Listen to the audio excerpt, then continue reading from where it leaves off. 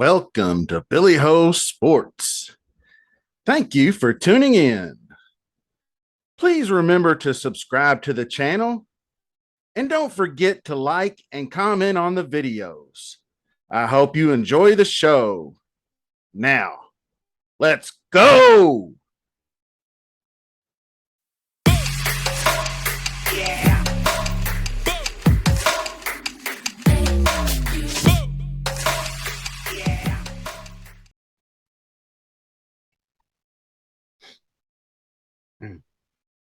Fucking Cowboys. Swear.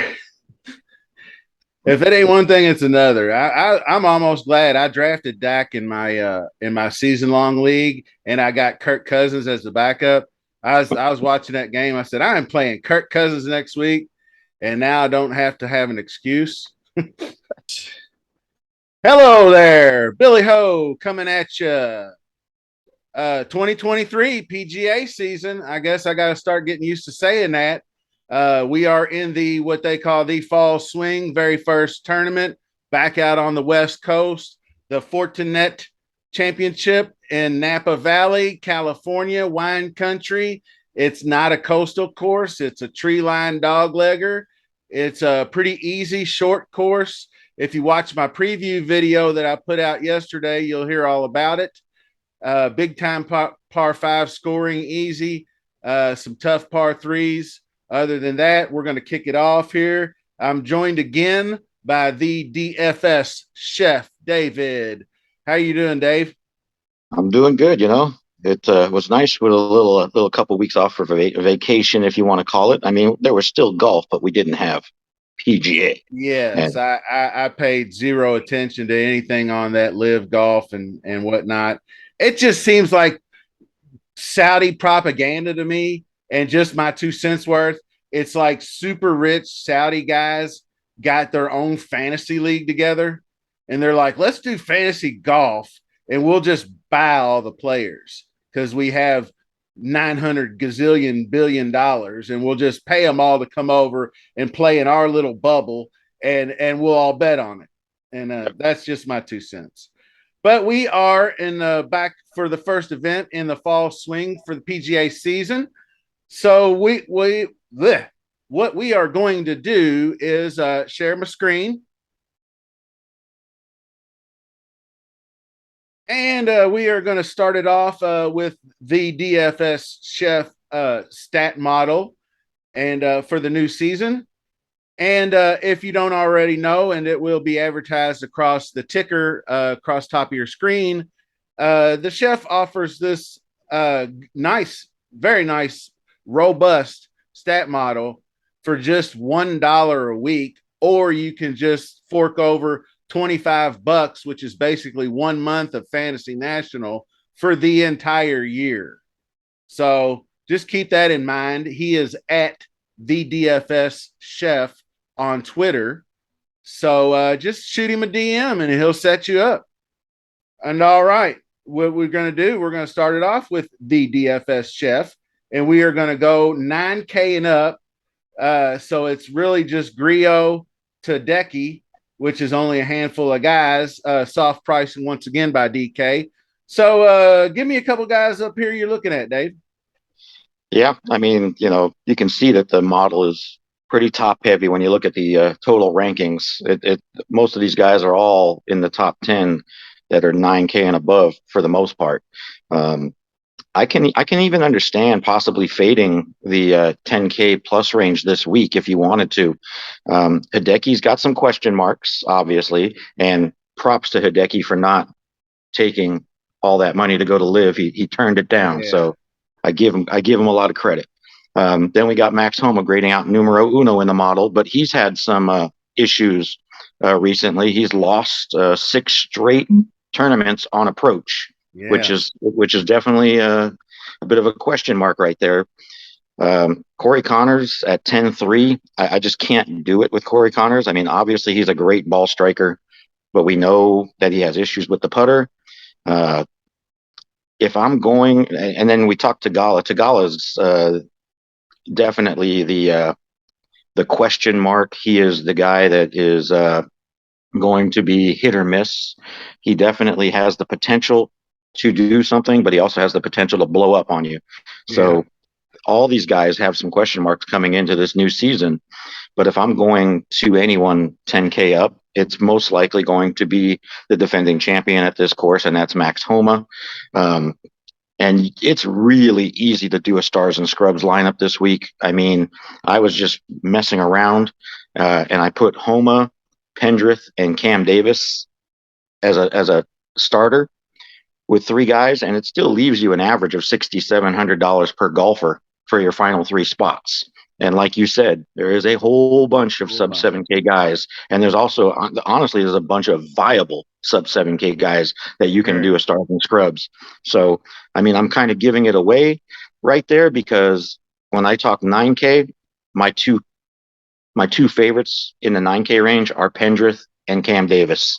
Um, Emiliano Grillo, I can definitely see possibly going to. He's got a little up and down history here, but toward the end of the season in 2022, he was showing signs and flashes of the old Emiliano Grillo, and surprisingly, he actually has gained with his putter in five straight tournaments. So I definitely don't mind possibly going to Emiliano Grillo either. Most likely, these other guys for me are probably going to see the fade train from me. All right. I wanted to take a quick look at your bets of player pool. I always forget to do this just to see kind of who you got. And Griot shows up in comp course model and the last 24 rounds, so that's nice. And but yeah, I'm kind of with you all the way. I posted on my Discord, our Discord, that I think I was seriously considering the hashtag fade to 10K. And I think you can do it. And then I got to looking more and more, and I was like, man, Decky, uh, and like you said, it's the pricing's so soft.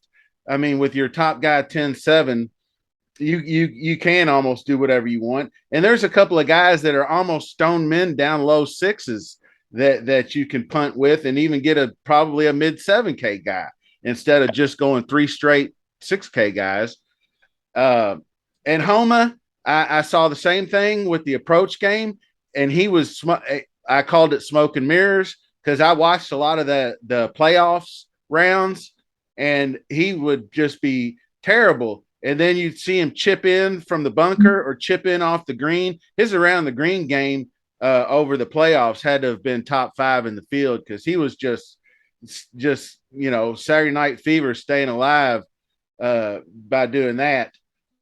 And I'm with you on Connors, the putter issues. He doesn't seem to be even as good on POA. It's really tough. The Gala Discord kind of popular dude, and I can see it because I see that he hits that big power fade. And I looked at a lot of these holes, and they're dog legs left and dog legs right, but there is room out there amongst these tree line fairways if you hit it a ton and you hit it far. And the one thing I am with you on in the 9K range is Cam Davis. And I saved this, and this is just a really kind of a noisy stat to me, but I like to look at it when we get these tree line fairways is apex ball flight. And this is just strictly off the tee. And this is how high they hit it on average. You can see who's number one at 128 feet 2 inches, Cam Davis. So he is a guy that I think can get the ball up in the air and cut corners and clear these trees. So he is definitely and he's him and Pendrith are seem to be the two most popular guys so far. And you can see them right here in the red. So they're both going to be pushing 20-30%. So we're not like seeing anything nobody else is seeing, which is unfortunate because I love Pendrith here and I love Davis. Pendrith is really good with the wedges and he's long off the tee. Down here a little bit, I think I'm going to roll back into some Davis Riley. He's going to be slightly popular, but he hits it a ton, 16th in distance, and the wedges are always good with him. I wanted to take a quick look Yeah, here we go. 16th and distant. This is just a recent form model over last, I think maybe 6 months. Let's see, 3 months. Riley looking good in the proximity ranges of the wedges.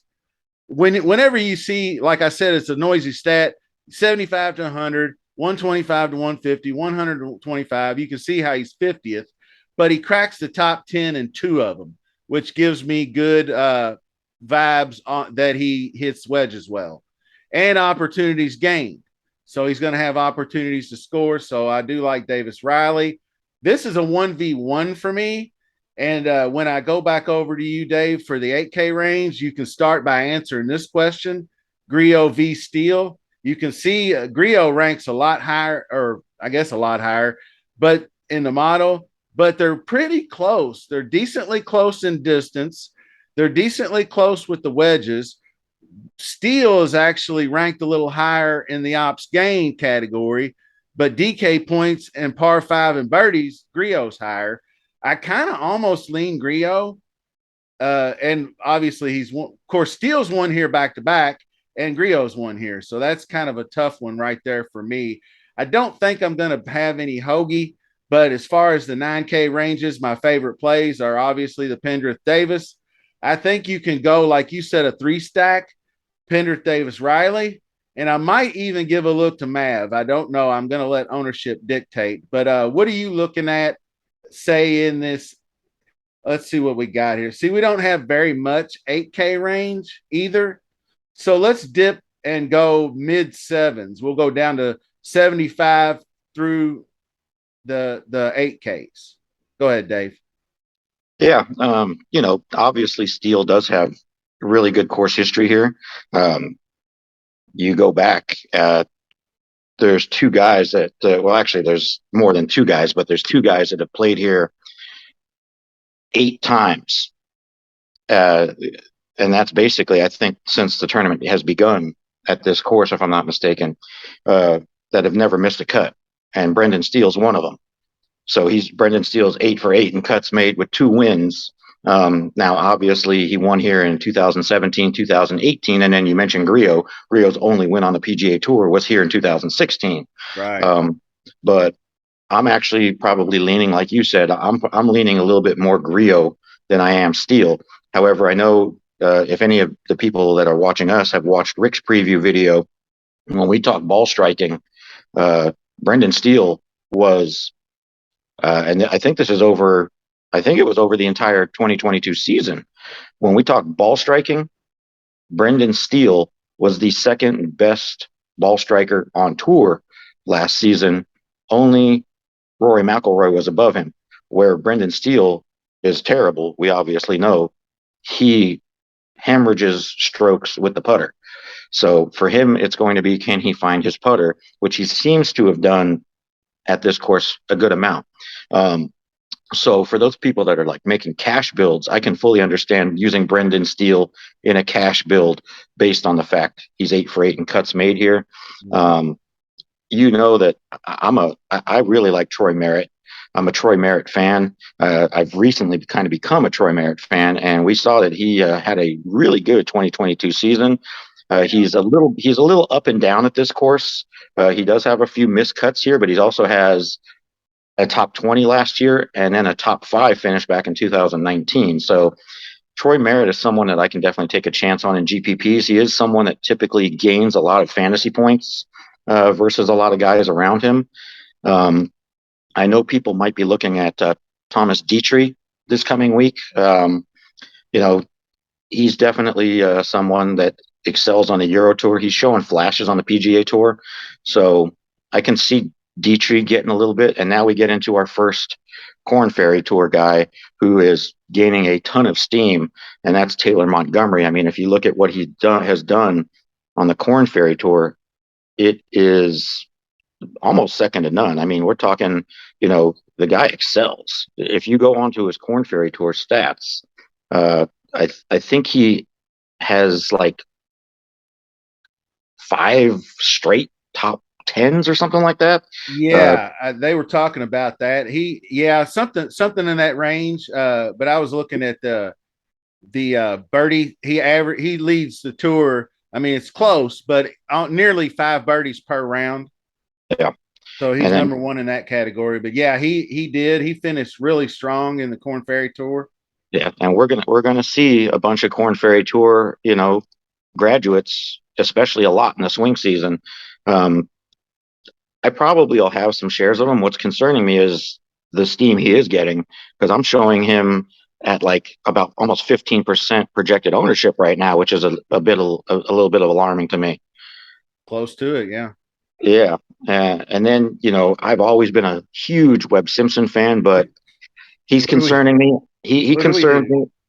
I I'm going to wait. I know that Rick always talks that he likes to be early rather than late, but for me, I need to see something out of Webb for me to click on him right now Yeah, at $8,400. If he shows me something this week, then I'm definitely more than willing to hop on the Webb train. yeah.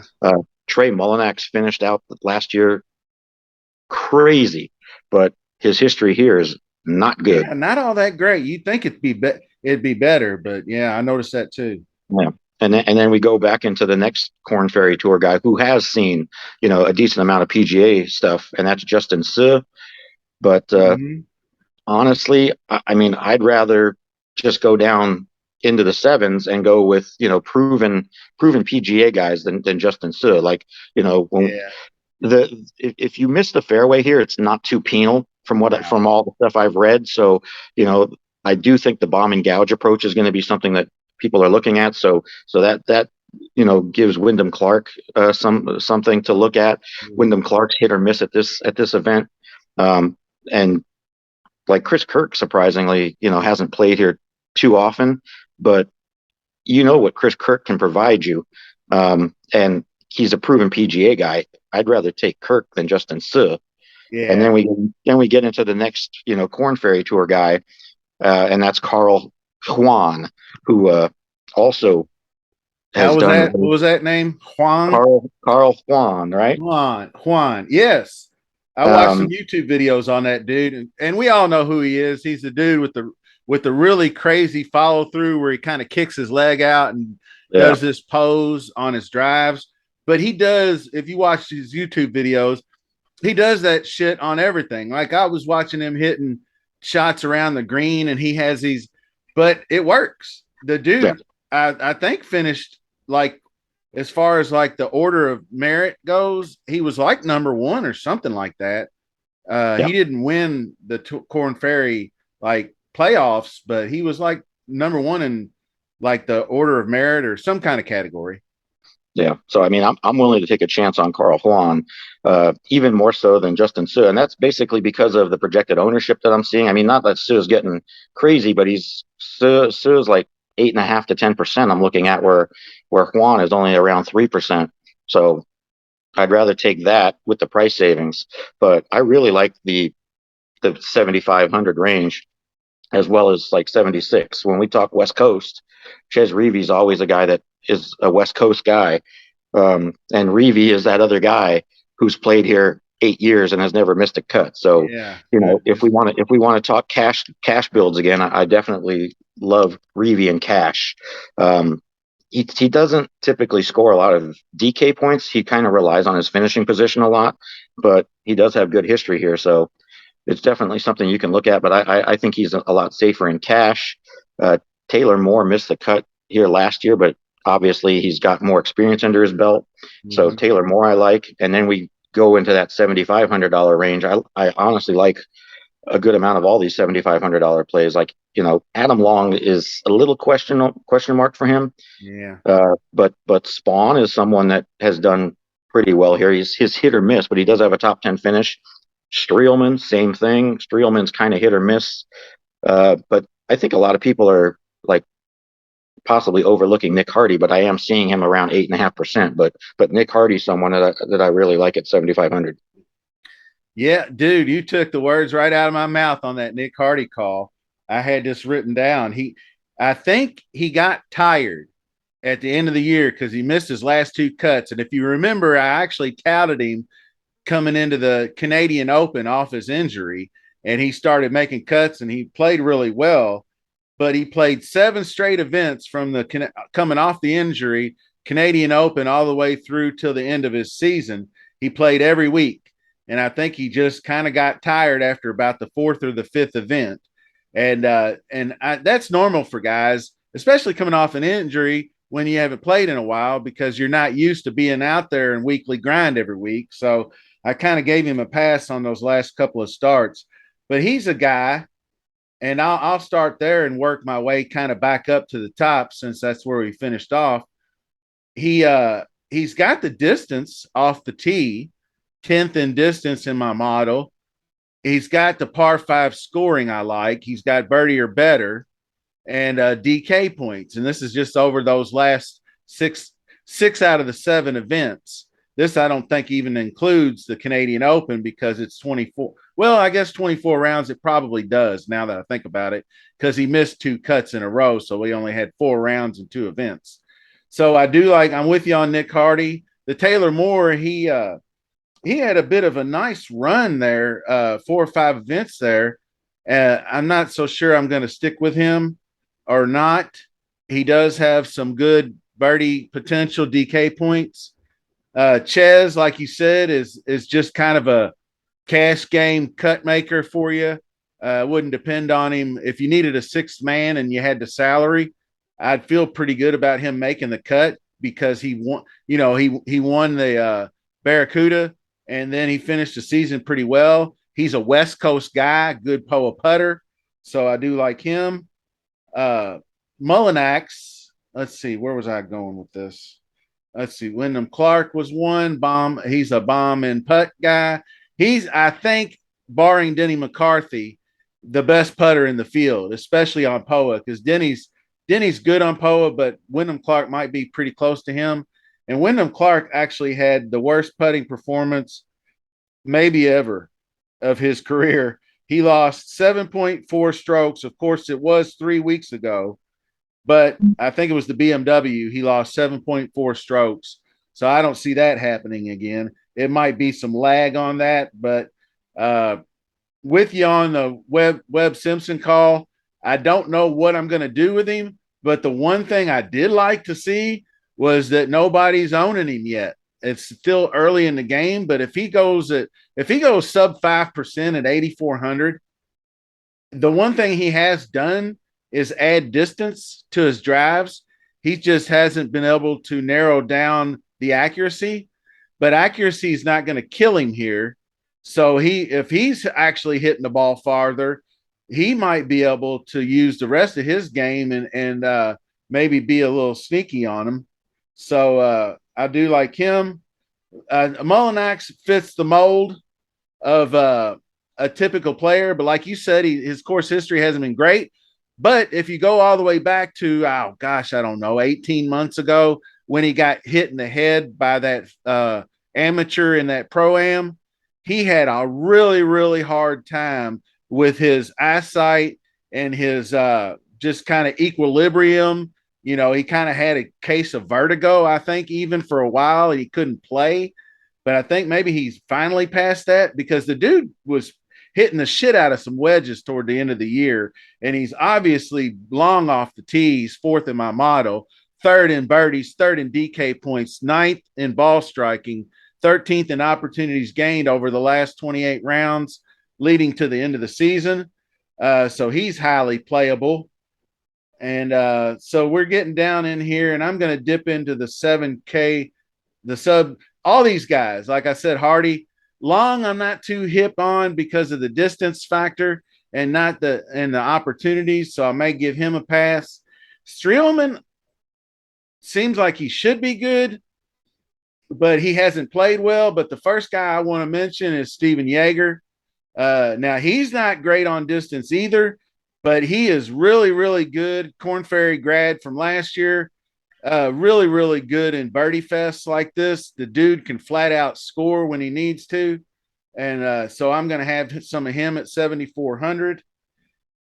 And let's see here. Another couple of guys that I'm looking at down here, possibly Patrick Rogers. He seems to like the layout of this course. He is long off the tee. He is a good putter. Alex Smalley. 10th in the model. I'm going to give him a look. I'm not going to just rattle off everybody's names, but the last two guys are Chris Gotterup and Luke List, right here in the 7Ks. And I tell you what, I'm going to just dip my toe into the 6K. That way we can go ahead and finish the show off, Dave. And so you could take over here in just a second. Uh, as you can see, they're starred. I got Charlie Hoffman. I'm not sure. I was like, oh, Harris English. I might just blind back him, but he's not. I don't know if he's quite there yet. Chesson Hadley's another one, but there's a lot of guys. I mean, like if you remember Robbie Shelton, he graduated, and you got and MJ Duffy are two Corn Ferry guys. So I'm looking for them. But if you want to go old school PGA, I might even take a look at some Cam Percy because the dude is a really, really good ball striker. So if he could just putt a little bit, he's a good cut maker, and nobody's going to play him. And like I said, I think what I'm going to do is put out a video probably today or later today, or maybe tomorrow, on like a top 5 under 5% owned. And I'm going to try to dip my heels into these 6K guys because there's just too many to mention. But I'm going to let Dave finish this off with the low sevens and the 6K guys. So take it away, Dave. I'm with you on Steven Yeager. I also do like David Lipsky. Lipsky's got some length to him. Had a decent year for his first full season on the PGA Tour. He's ranking out 16th in my model. He did play here last year. I think it was T22. So Lipsky's someone that's on my radar. You already mentioned Patrick Rogers. Patrick Rogers does like this course. He's 6 for 8 in cuts made here, so he's played here all 8 seasons. 6 of 8, but he's made 5 straight. So he's definitely someone to look at. Like you said, he's long off the tee as well as a good putter. Mark Hubbard always grades out well, but then seems to let you down, especially when he winds up being chalk. And at $7,300, he could very easily be chalk. So I'm kind of leery on him. I do like some Adam Svensson, another guy who I really like at 7,200. Very long off the tee, but he's also a good putter, and that's Callum Tarrant. And Callum Tarrant, for those people that play Yahoo, is bare minimum $20 on Yahoo. So Callum Tarrant is someone I got my eye on. Got her up, kind of had a little letdown as we got later into the year, but at $7,100, I have to think that he's going to probably be popular. Yeah, I think so too. And Brandon Wu is someone that could be a possibility. And then we dip down into that sub 7. There's actually a lot of people, like I mentioned earlier. And this guy used to get laughed at, but he seems to have found something. He bypassed some PGA events that he could have played last year to go back to Corn Ferry and graduate from the Corn Ferry and now have his PGA card. But Michael Kim seems to have found something in his game. If you look at some of the results he's had, mainly on the Corn Ferry, he was gaining 10 strokes to the field in a lot of those events. And the PGA events that he did play, he was making cuts again. So Michael Kim could be someone to keep an eye on. But I'm with you on Cam Percy. Cam Percy is going to go overlooked. He's 4 for 4 in cuts made here. This could be a laugher, but if you look at some of the events he played at late in the year, he made cuts. And he's also 3 for 3 in cuts made here. But Richie Werenski is someone that, like I mentioned, as we got later into the season, was making a few cuts on the PGA Tour, and he's really cheap, $6,400. He was 13th at Wyndham, and then 30th at the Rocket. He missed the 3M, but then he made the Barracuda, which obviously the Barracuda was an alternate field event, but it's someone that you could keep your eye on. I'm sure he's probably going to be less than 1% owned. But anybody else that wants to get some sub 7K plays, obviously, like you said, you might put out a video, and then obviously the Discord's free to join, and we can talk up a whole bunch of these sub 7K plays because there's a lot. So we'll leave it at that. There you go. Good work, Dave. I appreciate it, man.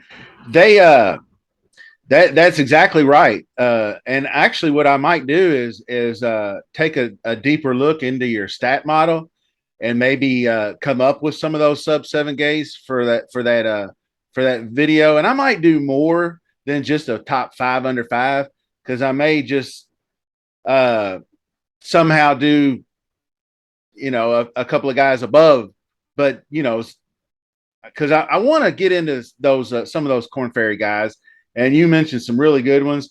Richie Warinsky is a good one. I'm going to have to take another look into him. I think that's a good call. 6,400, a guy that was perpetually overpriced all last season. The dude was always 7,600 to 7,800 to 8K in some of these fields, and better fields than this. And I'm like, why? But that's going to wrap the video up anyway. Thanks for joining me again, David. And we're hopefully I will get that top 5 under 5 video out. Remember to give Dave a follow at the DFS Chef on Twitter, and hit him up and get that stat model, man. It's a good one. And until the next video, peace.